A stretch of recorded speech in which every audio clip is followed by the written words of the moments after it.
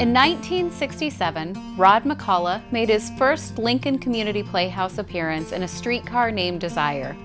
It was the first of his 22 roles at the Playhouse. In 1982, Rod became managing director of the Playhouse, the start of a 35-year career in arts administration. In 1984, Rod's son Dylan made his Playhouse debut in The Lion, the Witch, and the Wardrobe. Dylan would make 15 more appearances, including one with his father of Mice and Men in 1988. Rod McCullough passed away in March of this year. His son Dylan works at Select Equity in New York City.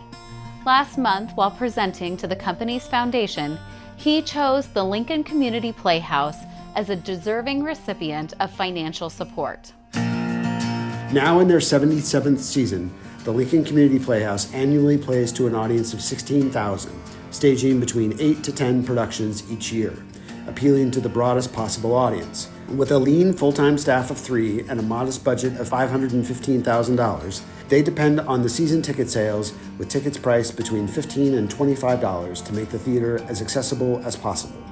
This is emblematic of community theaters, as they are the lifeblood of their communities, creating a cycle where the community feeds the theater and the theater feeds the community. So why does one theater in Nebraska matter?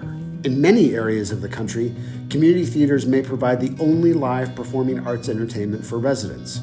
To this day, community theaters remain the most common source for community involvement in the theatrical arts. And because community theaters revolve around their communities, they are often known for being extremely inclusive, reflecting their communities and promoting unity, self-expression, interactivity, and collaboration. In an era being more and more defined by devices full of avatars and bots, our society could use a bit more in-person collaboration amongst a diverse group of Americans. Community theaters often provide the first exposure to theater for kids, a place for adults who have their own careers to dedicate their nights and weekends practicing what they love, and a place for seniors and retirees to stay involved and connected to their communities. Everyone is welcome to participate. When my dad made the difficult decision to leave Lincoln in 2000 to run a professional theater in Pennsylvania, his attachment to Lincoln and the Playhouse never waned. My dad might have left Lincoln and the Playhouse, but they never left him. My dad died in March. The 4 things he cared about most in this world were his family, his hometown of Lincoln, Nebraska, the theater, and Nebraska football. In August of this year, I created the Rod McCullough Fund for the Playhouse, a donor-advised fund which will serve as a modest endowment. The goal is to create a fund which will support the Playhouse in the future, to offer continued support for the theater my dad loves so much and the community that he cares so deeply for.